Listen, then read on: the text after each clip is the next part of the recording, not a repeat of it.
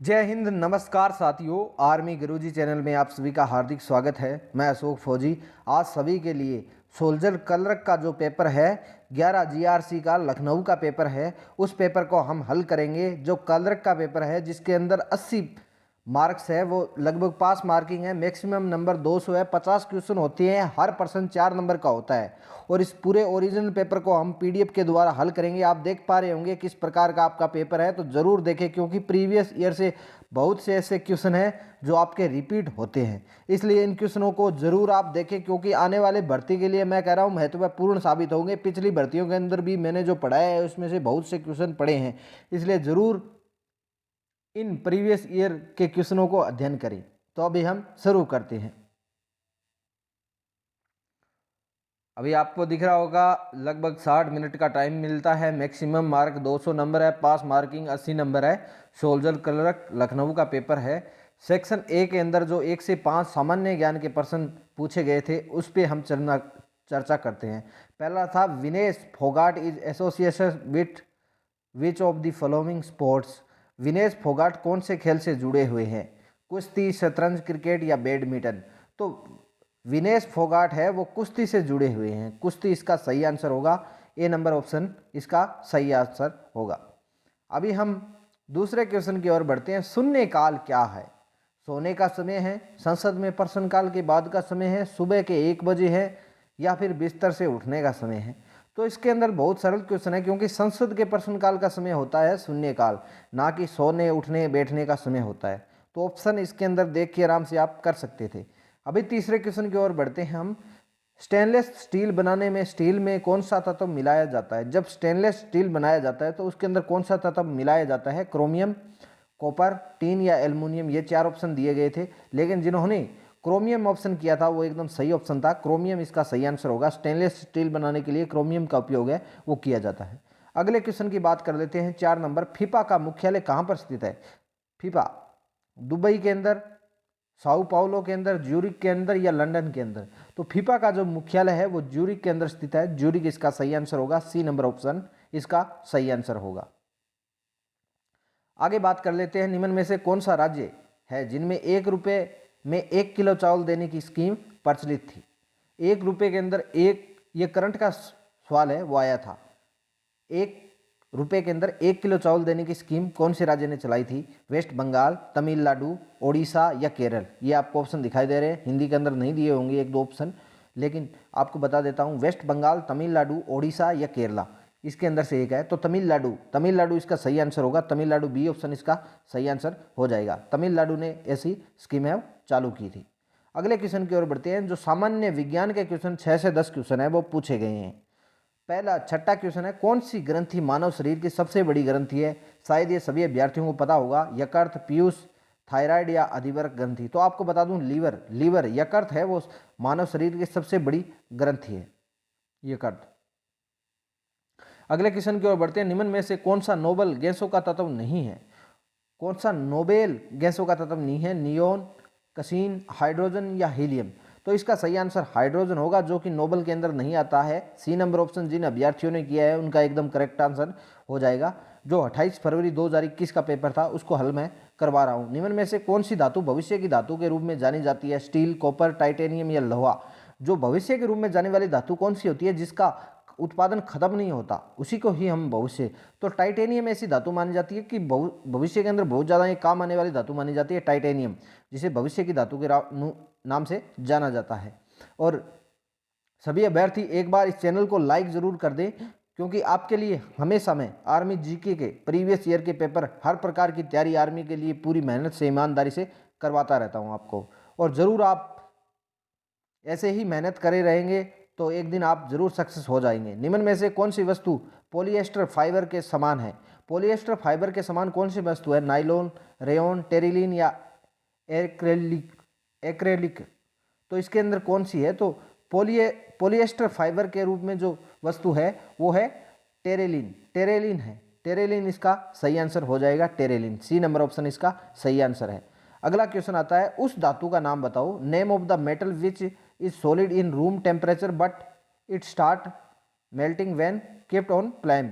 उस धातु का नाम बताओ जो कमरे के तापमान पे ठोस है लेकिन हथेली में रखते ही पिघलने लग जाती है। ये क्वेश्चन बहुत बार पूछा जाता है, मैं बताता हूँ, ये आप मोस्ट इंपॉर्टेंट लगा लेता हूँ। जो मैं मोस्ट इंपॉर्टेंट आपके लिए लगाता हूँ वो यही मान लेना कि ये प्रश्न आपके लिए जरूर आएगा, चाहे आर्मी की कौन सी भी भर्ती हो।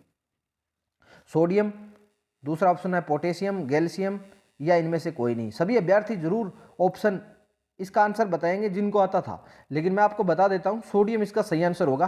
सोडियम को जब हथेली में लेते हैं तो वो पिघल जाती है,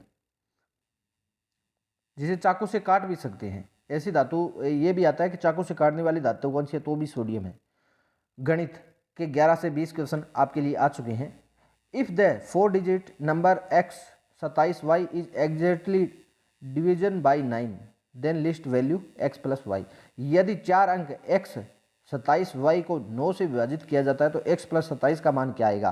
तो आपको इसके अंदर मैं बता देता हूं क्या होगा।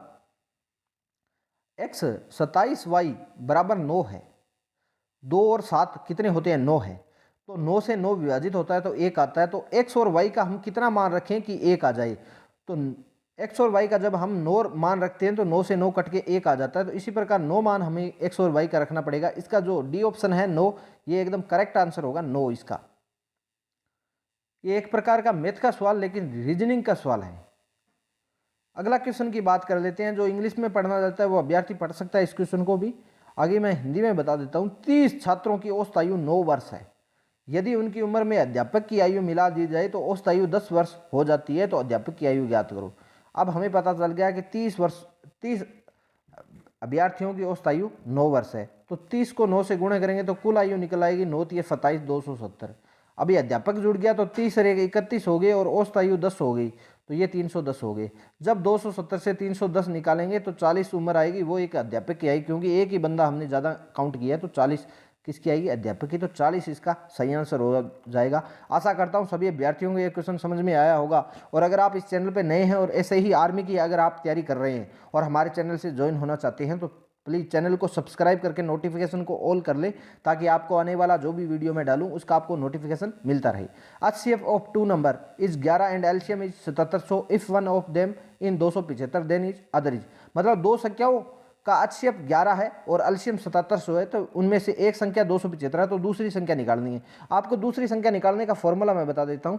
जब हम दूसरी संख्या निकालते हैं तो होता है HCF इंटू में एलसीएम बटे के अंदर पहली संख्या। अब हम निकालते हैं तो 7700 इंटू 1100 इंटू में 275 लिखते हैं। 275 लिखे हैं, जब इसको काटेंगे तो हमारे पास 308 आंसर आ जाएगा, वो की दूसरी संख्या होगी। तो सी नंबर ऑप्शन इसका सही आंसर हो जाएगा आपके लिए। सी नंबर ऑप्शन आपको बता दिया है, सी नंबर ऑप्शन इसका सही आंसर होगा। 308 इस प्रकार आ जाएगा। अगले क्वेश्चन की ओर बढ़ते हैं। Simplify x plus 1 x square minus x plus 1। इसको सिंप्लीफाई करना है अपने को।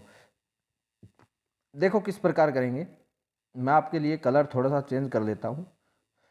x प्लस 1 इस प्रकार लिखा हुआ है, x square minus x plus 1, ये हमारे पास लिखा हुआ है। अभी ये किसका स्क्वायर होता है, a की क्यूब प्लस b की क्यूब का जब हम निकालते हैं तो ये निकल के आता है। a की क्यूब प्लस b की क्यूब के अंदर हमारे पास क्या है, x है, x की क्यूब प्लस में a की क्यूब आ जाएगा। हमारे पास क्या आएगा, x की क्यूब प्लस में a की क्यूब। अब a की क्यूब का मतलब क्या होता है, एक ही होता है, तो x की क्यूब प्लस में 1 इसका सही आंसर होगा, जो हमें ऑप्शन नंबर बी के अंदर दिखाई दे रहा है, x की क्यूब प्लस में 1। तो बी नंबर ऑप्शन इसका सही आंसर हो जाएगा। आशा करता हूं सभी अभ्यर्थियों को सही तरीके से समझ में आ रहा होगा। 15 नंबर क्वेश्चन है, the sum of the two number is 300 and their difference in 150 find the number. दो संख्याओं का योग 300 है, अंतर 150 है, तो संख्या ज्ञात करो। मतलब क्या है, अपने को ऑप्शन से भी कर सकते हैं इस सवाल को। दो संख्याओं को जोड़ो, उनको जोड़ने पर 300 आना चाहिए, अंतर उनका 150 आना चाहिए। तो ऐसी संख्या इसके अंदर सी नंबर ऑप्शन के अंदर है 225 और 75। अगर आप इस तरीके से नहीं कर सकते तो इसको डेफिनेट भी कर सकते हैं। x प्लस वाई बराबर में हमारे पास 300 है, जोड़ने पर 300 है, x माइनस वाई घटाने पर 150 है। तो आराम से इस क्वेश्चन को आप कर सकते हो। जब इसको काटते हो ये प्लस माइनस हो जाएगा, ये कट जाएगा, ये प्लस हो जाएगा नीचे, तो 2y बराबर में 150 आ जाता है, y बराबर 75 आ जाता है। हमारे पास एक मान 75 आ गया, तो हम दूसरे ऑप्शन को आराम से ढूंढ रखते थे। एक में ये 75 दिया हुआ है तो ये सही होगा।